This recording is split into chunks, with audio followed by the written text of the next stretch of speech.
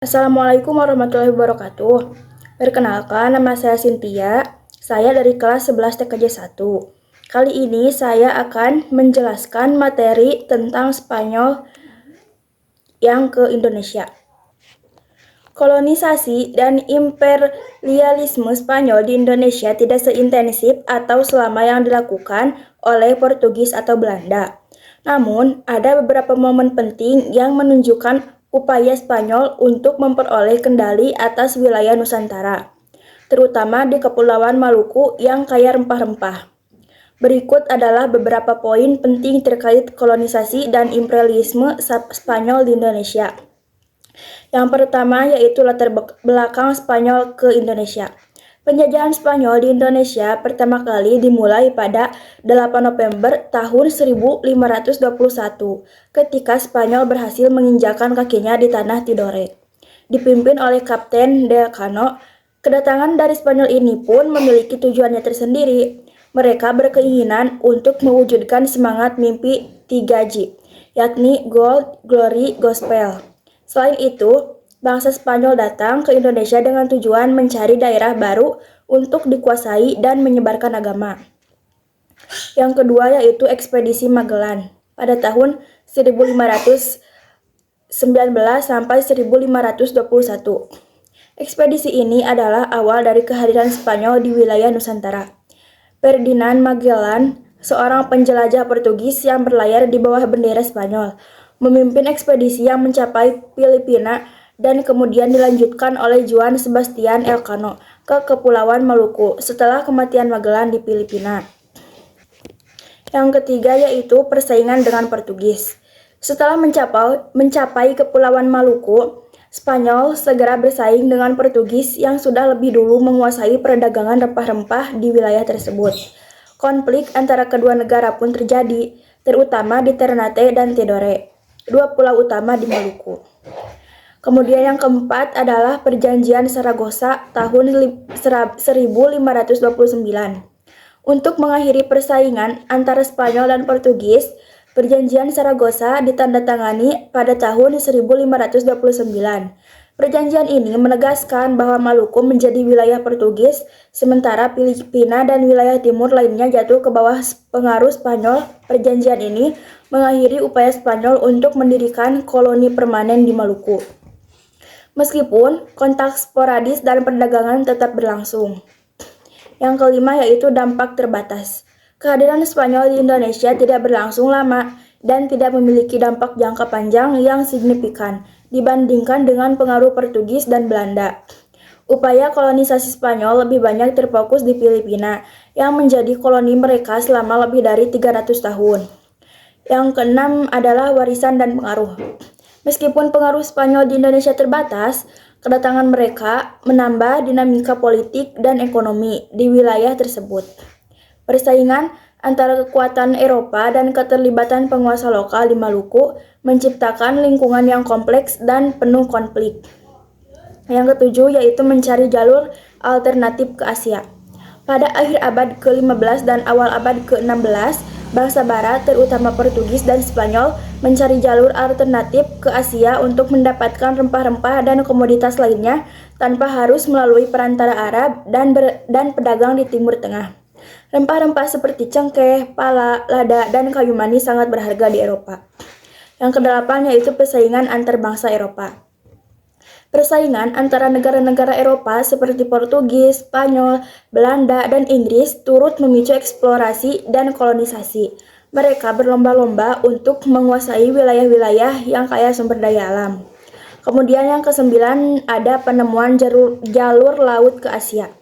Keberhasilan pelayaran Vasco da Gama ke India melalui Tanjung Harapan pada tahun 1498 membuka jalan bagi bangsa Portugis untuk menjelajah lebih jauh ke timur. Pada awal abad ke-16, Portugis mencapai Kepulauan Maluku dan mulai membangun pos perdagangan. Yang ke-10 yaitu kolonialisme dan imperialisme. Setelah Portugis, bangsa barat lainnya seperti Belanda dan Inggris juga datang ke Indonesia dengan tujuan yang sama. Belanda mendirikan Verenigde Oostindische Compagnie atau bisa disebut VOC pada tahun 1602 dan mulai mendominasi perdagangan dan kekuasaan di Nusantara. Yang ke-11 yaitu kolonisasi Amerika. Spanyol mendirikan banyak koloni di Amerika, termasuk wilayah yang sekarang dikenal sebagai Meksiko, Amerika Tengah, sebagian besar Amerika Selatan dan Karibia. Penaklukan Aztec oleh Hernán Cortés dan Inca oleh Francisco Pizarro adalah dua contoh signifikan dari ekspansi ini.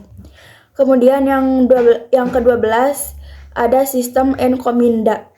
Spanyol menerapkan sistem encomienda di mana tanah dan penduduk asli diberikan kepada penakluk Spanyol sebagai imbalan atas jasa mereka.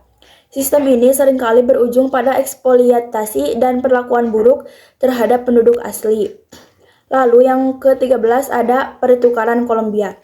Kolonisasi Spanyol berperan dalam pertukaran Kolombia yang mengacu pada pertukaran tanaman, hewan, dan penyakit antara dunia lama dan dunia baru. Dunia lama dan dunia baru yaitu disebut Eropa dan Amerika. Yang ke-14 ada kekayaan dan pengaruh. Koloni-koloni Spanyol sangat kaya akan sumber daya alam, terutama emas dan perak. Kekayaan ini mengalir ke Spanyol dan membantu memperkuat kekuasaan dan pengaruhnya di Eropa dan dunia. Yang ke-15 ada penurunan kekuasaan Spanyol. Pada abad ke-19, banyak koloni Spanyol di Amerika mulai memberontak dan akhirnya memperoleh kemerdekaan. Faktor-faktor seperti perang kemerdekaan, kebangkitan nasionalisme, dan perubahan politik di Eropa turut berkontribusi pada penurunan kekuasaan kolonial Spanyol. Yang ke-16 yaitu rute perjalanan bangsa Spanyol ke Indonesia, yaitu dari negara Spanyol ke arah Samudra Atlantik, benua Amerika, ujung selatan benua Amerika, Samudra Pasifik, Filipina, hingga sampai di Maluku. Kemudian yang terakhir yaitu barter barat di Indonesia Spanyol. Rempah-rempah, barang-barang logam, barang hias, teknologi dan pengetahuan, kain dan tekstil. Kesimpulannya yaitu kolonisasi dan imperialisme Spanyol meninggalkan warisan yang kompleks dan seringkali kontroversial yang masih terasa dampaknya hingga hari ini di banyak negara bekas koloninya. Kedatangan bangsa Barat ini membawa perubahan besar dalam sistem ekonomi, politik, dan sosial di Indonesia, yang dampaknya masih dapat dirasakan hingga saat ini. Kolonisasi dan imperialisme Spanyol merujuk pada periode di mana kerajaan Spanyol memperluas pengaruh dan kekuasaannya ke berbagai wilayah di luar Eropa. Proses ini berlangsung terutama pada abad ke-15 hingga abad ke-19. Secara keseluruhan, kolonisasi dan imperialisme Spanyol di Indonesia merupakan bagian dari upaya mereka untuk menguasai perdagangan rempah-rempah di Asia. Tetapi dampaknya tidak sebesar atau seberkelanjutan seperti yang dilakukan oleh kekuatan kolonial seperti Portugis dan Belanda. Kedatangan bangsa Barat ke Indonesia dipengaruhi oleh berbagai faktor yang berakar pada perkembangan ekonomi, politik, dan teknologi di Eropa. Nah, beberapa poin yang penting terkait kolonisasi sudah saya jelaskan. Mohon maaf apabila ada kesalahan dalam berucap. Wassalamualaikum warahmatullahi wabarakatuh.